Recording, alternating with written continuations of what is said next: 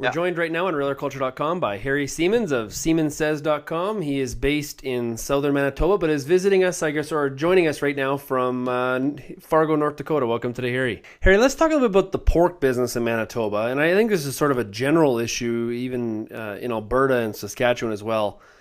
What is happening right now to the pork business in our country?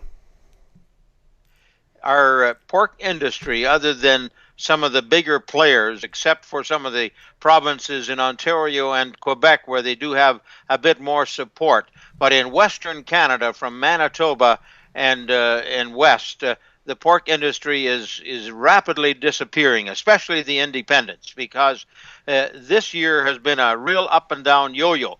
Initially, it didn't look that good, and then it looked like it was going to be really good. And then once the drought started to show up on the markets and the corn price took off, that's when, and the price of pork somehow went down the other way.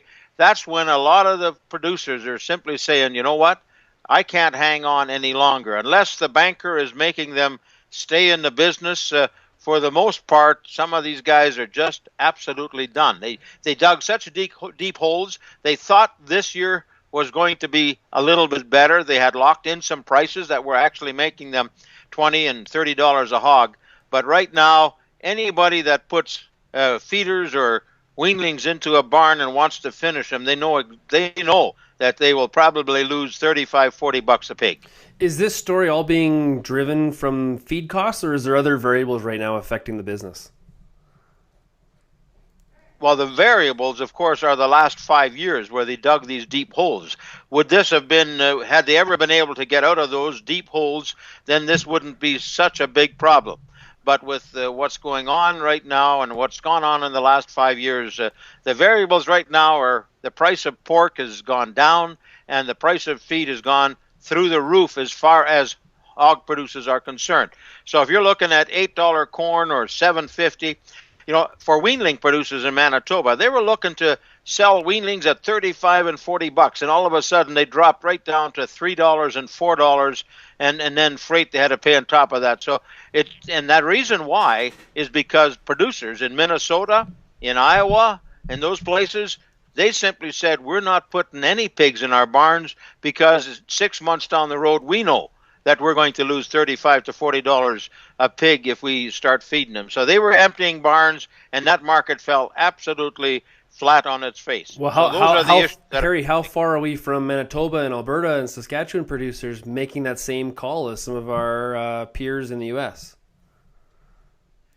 The weanling producers, if we would check with the cull places like Quintains and Brandon, whole herds have been coming in, whole sow herds. I know one producer, he had $400,000 invested in his sows. He sold them 2 weeks ago for $100,000. He just wanted to get rid of them because it just didn't make any sense to raise pigs. Right now, it depends on where you're at. If you've got a contract in shackle space with Maple Leaf, or whether it's Neepawa, High Life in Neepawa, Manitoba, those guys continue to survive because the plant in Brandon needs thousands of hogs every week, and so does the one in Neepawa. So somewhere along the line, those guys want to continue to produce, and they will.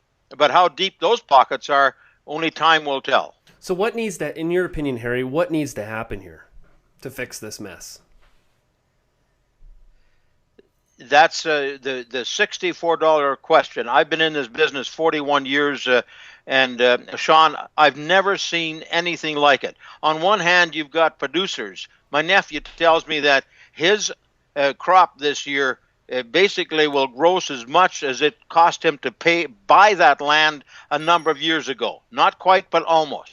And then on the other hand, the hog producer is going broke. So where does it fit?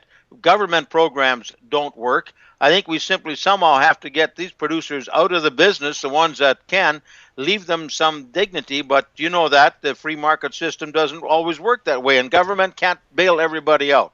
At this point, I don't think. Some people are calling for, let's get ethanol out of the corn business, right? Well, that might be $1, $1.50 a bushel. That doesn't solve this problem. But $6 corn, $7 corn, $8 corn, just doesn't make it for the livestock producer right now. Has the Manitoba government provided any sort of appetite to sort of like a buyout for them to shut down their operations? Nothing. No, in Manitoba, Manitoba did just the opposite. You know that we have that from 2008, we have the complete moratorium on any hog expansion. So on one hand, hog producers were becoming more efficient. As you know, genetics keep improving the number of piglets. So those producers, even the Hutterite colonies that wanted to become more efficient, well, they can't expand by even one pig.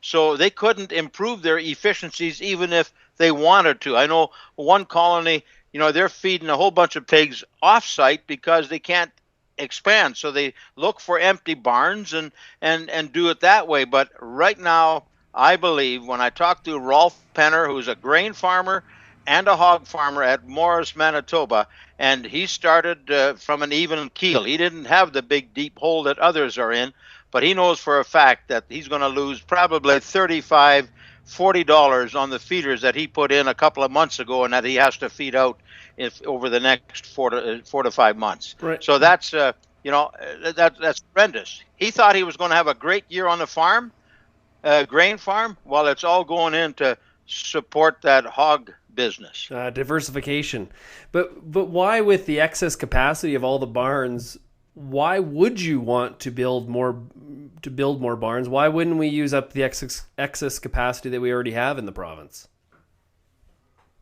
Well, it was like this. Somebody could take that excess capacity. Like if as of 2008, you had certain number of animal units on your farm, no matter whether you had access space or not, you can't increase the hog numbers other than fill up that barn. You can't expand anything, no matter what. You can't expand by one sow. And so, the other thing is with that excess capacity, it all has to be certified. You have to get your lagoon certified. You have to make sure that the hog barn, if it's been empty for 3 years, I know we had that buyout, which some of those buyouts are now, the 3 years that they had to stay empty are now coming due. I talked to one producer who thought he had looked after his barn quite well. He says, Harry, if I want to put pigs back in there, I have to really redo a lot of the electricity and all the other stuff because I should have kept my fans on. I didn't keep my fans on. And the corrosion that's there, he says it's going to cost him a significant amount if he would want to put pigs back in there. So there's all kinds of ifs and buts and whereas. The only thing right now is that the hog industry in Western Canada, for the most part, at least the independents, are in deep, deep trouble. And I'm afraid that we may not have many independents left once the next 6 months are over. Okay, Harry, thanks a lot for the insight on the pork business, and we'll talk to you again very shortly. Take care. Thank you.